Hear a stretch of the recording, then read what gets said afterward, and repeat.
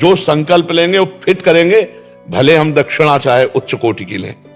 ऐसा नहीं कि दक्षिणा मांगना निषेध है, ऐसा भी नहीं है, क्योंकि जिस समय धृष्टद्युम्न और द्रौपदी को प्रकट करने के लिए, द्रोणाचार्य को मारने वाला पुत्र प्रकट करने के लिए तो बहुत आचार्यों ने मना किया।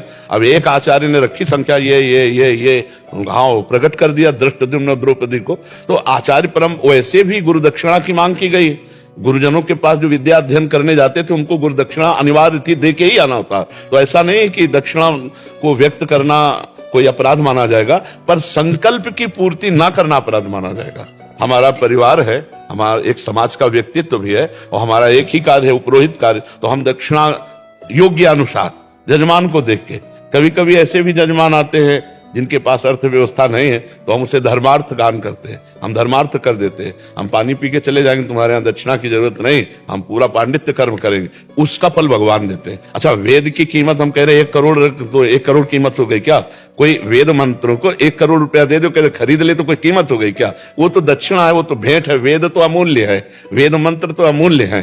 तो हमें लगता है कि अगर हम पुरोहित कर्म करें और उसे सांगो पांग करें, भले हम दक्षिणा यथोचित लें और भगवान का नाम जप और शास्त्र का स्वाध्याय और संतों का संग, तो निश्चित भगवत प्राप्ति हो जाएगी। अब क्या होता है कि जैसे पांडित्य कर्म में सही संकल्प के अनुसार कर्मकांड ना हुआ तो बुद्धि मलिन होती चली जाती है, फिर वो व्यसन में, भोगों में केवल इसको एक धनोपार्जन का रास्ता बना लेते हैं, तो फिर उनका मार्ग अवरुद्ध हो जाता है। जैसे आचार्य हूं मैं, और मेरे सहायक आचार्य जो होते हैं, संकल्प कराने के बाद मैं तो पूजा पाठ आदि में, वेदियों की पूजा में हो जाता हूँ। पाठ तो सहायक आचार्य करते हैं, ऋत्विज।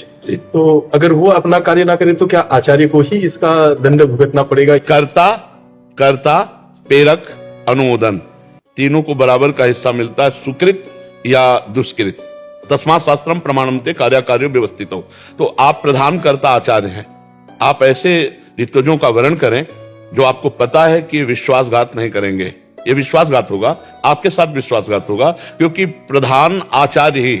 अब जैसे 20 आपके अनुयायी हैं, अब कोई बात बिगड़ती है तो 20 से बात नहीं की जाएगी, आपसे बात की जाएगी। प्रधान दोषी या प्रधान सम्मान का पात्र आप बनेंगे। जैसे सेना चूक करे तो राजा हारेगा, और सेना विजयी हो तो सेना की कोई जय नहीं बोलता, राजा की जय बोलता है। ऐसे प्रधान आचार्य प्रधान सम्मान या तिरस्कार का पात्र बनता है जब उसके ऋतुजों के द्वारा, उसके अनुयायियों के द्वारा गलत हो या सही हो, दोनों का परिणाम प्रदान। तो कर्ता प्रेरक अनुमोदन, वो आपके अनुमोदन में ही तो बैठे हैं ना, आप जैसा आदेश करेंगे। अब अगर आप आदेश ठीक कर रहे हैं और आप चेक भी कर रहे हैं और इसके बाद भी वो धोखा कर रहे हैं, तो फिर वो उनको भोगना है, फिर ये देखना है। जैसे आपने कहा कि आपको इतना धनराशि देंगे, आप मृत्युंजय जप इतना करेंगे, अब वो धोखा करने धनराशि ले रहे हैं तो उनको भोगना पड़ेगा। आप अपना स्पष्ट निर्णय रख दे सामने कि आपका इतना जप है, अगर वो आप जप नहीं करते तो उसके जिम्मेवार आप होंगे, तो फिर इससे बच जाएंगे।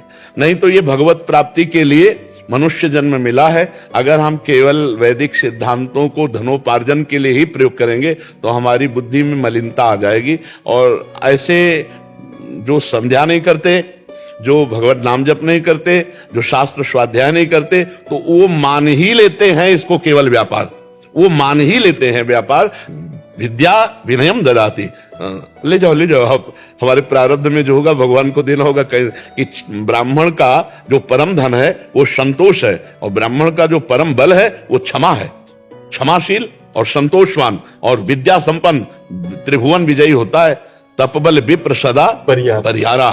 आज भी अगर त्रिकाल संध्या करने वाला हो और शुद्ध यज्ञ धारण करके आज भी ऐसे, तो परम सत्य वैसे हो जाएगा जैसे ऋषि मुनियों के हिसाब से होता, वैसे ही बिल्कुल अक्षरशः, अंतर नहीं। पर जब अपना ब्राह्मणत्व तेज नष्ट कर, अगर एक बूंद भी शराब कभी जीवन में जिह्वा पर पहुंच गई तो उसने अपने ब्रह्मत्व को नष्ट कर दिया, जो ब्राह्मणत्व किसी तपस्या से भी नहीं प्राप्त हो सकता। ब्रह्म तेज संपन्न हो, त्रिकाल संध्या करने वाला हो, और आज भी गायत्री अनुष्ठान से युक्त पुरुष अगर कह दे कि अपराधी को, तो फिर वो लागू हो ही जाएगा पक्का। ऐसा नहीं कि कलिकाल लागू नहीं होगा, पर होना तो चाहिए, सामग्री होनी चाहिए। इसीलिए बड़े बड़े चक्रवर्ती सम्राट कांपते थे जहां ब्राह्मण, तो फिर